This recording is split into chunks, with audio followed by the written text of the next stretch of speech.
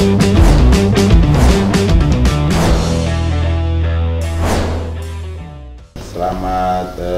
siang, salam sejahtera untuk kita semua, Pak Sugeng dan juga pejabat terkait dari Kementerian Polhukam yang berkenan hadir di daerah ini, Bapak Wakil Bupati, Bapak Pembentuk Forum Koordinasi Pimpinan Daerah yang hari ini hadir, Bapak Dandim dan Bapak Wakapolres, karena Pak Kapolres ada ke Kupang, para asisten, pimpinan OPD terkait, terutama teman-teman di Bapeda. Sekarang Pak Sugeng bahwa Bapeda itu sudah ke Bapelitbang, cuma saya lebih senang pakai Bapeda. Ya itulah nomenklatur institusi ini berubah-ubah, tapi lebih senang itu Bapeda, Badan Perencanaan, tambah dengan pengembangan dan itu semua kita yang saya hormati kasih, termasuk staf ahli bupati, berkenaan Pak Sugeng dan pejabat dari Menko Polhukam ini ada di sekitar 2 hari, ada di Alor untuk kegiatan-kegiatan berkenaan dengan daerah perbatasan, pengelolaan daerah perbatasan, dan juga kebijakan-kebijakan yang daerah letakkan, sekaligus pulau-pulau terluar yang menjadi acuan perencanaan untuk tahun-tahun ke depan. Pak Sugeng dan teman-teman semua yang dari Jakarta, kami di Alor ini sebenarnya daerah yang harus mesti diprioritaskan. Kenapa diprioritaskan dari sisi perbatasan ini? Bukan ini menjadi, kadang-kadang orang menganggap daerah perbatasan ini menjadi posisi tawar. Kalau kami di Alor bukan posisi tawar sebenarnya. Peradaban manusia yang selalu memberikan penjelasan atau memberikan pemahaman dan pengertian daerah perbatasan itu adalah posisi tawar, kami tidak mau. Kami punya harga diri dan martabat. Tetapi karena negara ini di masa pemerintahan Jokowi ini selama 2 masa 10 tahun ini memberikan pemahaman dan juga memberikan penguatan membangun Indonesia dari pinggiran, maka prioritas penanganan untuk daerah perbatasan pasti paling utama. Untuk itu kalau Alor sebenarnya sangat penting posisi tawar untuk perbatasan ini hampir sekuat dan seimbang dengan Atambua yang lokasi perbatasan dengan darat, tapi kami laut.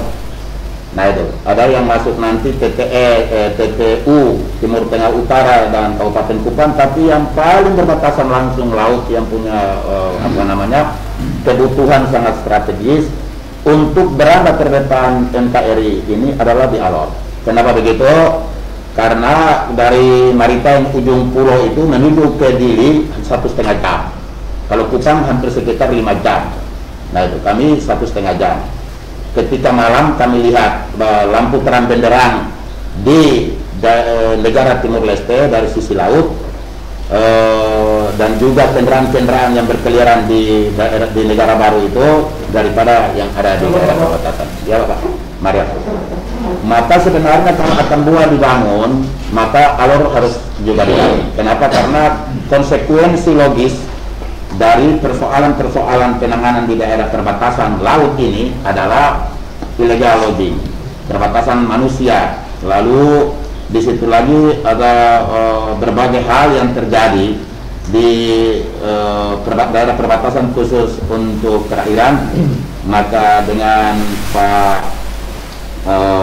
teman-teman yang dari pejabat dan juga teman-teman yang dari Menko Polhukam hadir hari ini di sini, paling tidak sudah memberikan harapan yang terbaik untuk pembangunan tahun depan, pembangunan dermaga feri internasional di perbatasan Alor Timur atau Maritime Dili sudah bisa terlaksana. Termasuk tahun ini kami mulai, pemerintah daerah ambil kebijakan penyeberangan feri dari Maritime ke Teluk Gurita untuk tahun ini. Kita harapkan dia menjadi cikal bakal ketika pembangunan dermaga feri internasional Maritime ke Dili itu sudah terlaksana, maka sudah pasti terlaksana juga Ferry, Dili, Telugurita ke Talabai. Ini yang kira-kira untuk disampaikan dari perkembangan dari sisi laut untuk daerah perbatasan ini. Yang kedua, Indonesia ini tercatat 23 kabupaten di daerah perbatasan, termasuk Alor, dan ada pada urutan ke-19.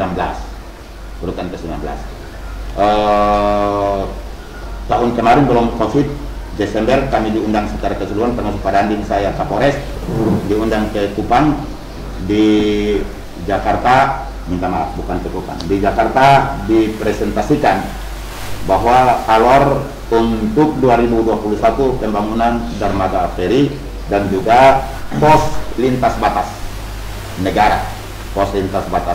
Ini disampaikan oleh Pak Mahfud MD ketika itu mempresentasikan Alor tahun depan. Mudah-mudahan dengan kehadiran pejabat-pejabat dari Menko Polhukam bisa terlaksana ini, bisa merealisir ini, walaupun di tengah-tengah COVID yang kapan berakhirnya kita belum tahu. Tapi Alor termasuk pada 23 kabupaten kota di daerah perbatasan. Kami Alor berada pada urutan ke-19, urutan yang ke-23 ada Papua Hulu. Nah, maka tadi awal saya bilang untuk NTT posisi tawar kami hampir sama, bahkan konsekuensi logik untuk perbatasan laut ini yang lebih berat adalah Alor dan Dili dibanding dengan Alor dan Timur Leste dibanding dengan Atambua ke Dili. Karena itu daerah darat, kami daerah laut yang punya persoalan di daerah perbatasan sangat luar biasa itu sekarang ini. Secara budaya Alor punya hubungan kekerabatan dengan teman-teman bersaudara masyarakat yang ada di Timur Leste. Karena itu maka di Timur Leste, di Dili ada namanya Kampung Alor. Itu luar biasa. Tidak ada Kampung Atambua, tidak ada Kampung Kupang, tidak ada Kampung Tesamananu di Atambua. Di mana? Di Dili. Tapi ada Kampung Alor. Nah, itu artinya bahwa selama berabad-abad Dili itu bergabung, Timur Leste itu ada, termasuk dulu Dili, peradaban orang Alor dengan orang masyarakat di Dili itu cukup kuat. Begitu di daerah Timur Leste itu kuat, maka Kampung Alor ada di sana. Masjid itu juga adalah Masjid Alor. Ya, itu berarti bahwa kami harusnya mesti diprioritaskan karena bahagian orang Dili itu sama dengan bahagiannya Alor, dan Alor menjadi bahagian juga orang Dili, walaupun secara geopolitik tidak boleh nanti lama-lama orang Alor masuk di Dili lagi, mau apa itu? Nah itu, tetapi secara hubungan kakak adik bersaudara dari sisi budaya kami sangat kuat dengan orang di sebelah, sehingga ada Kampung Alor. Lalu di Ermera, dari Geleno ke Ermera ada satu kampung namanya Kampung Kolana. Nah itu Kampung Kolana, karena di Alor Timur ada Kampung Kolana. Kerajaan Kolana ada di Alor Timur, di Maritaing, di daerah perbatasan itu.